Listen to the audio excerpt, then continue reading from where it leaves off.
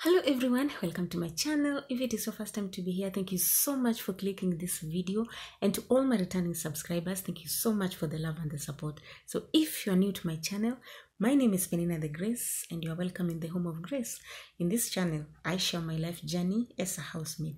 So kindly press on that red button that says subscribe, click on the bell so that next time when I'll be uploading another video, you will get notified.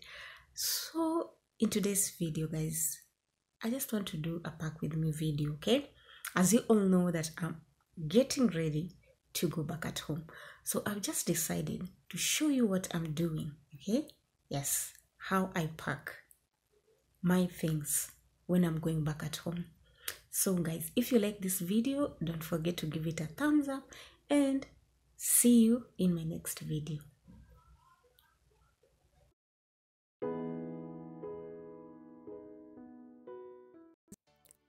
So I have already started packing. As you can see, the clothes now are just scattered, but I have already started packing. Like, let me say folding. Yes, folding clothes and packing them. So in this bag, what is going to come in here, as you can see, I've already started with some few things inside there. Yes, and keep watching as you see how I do.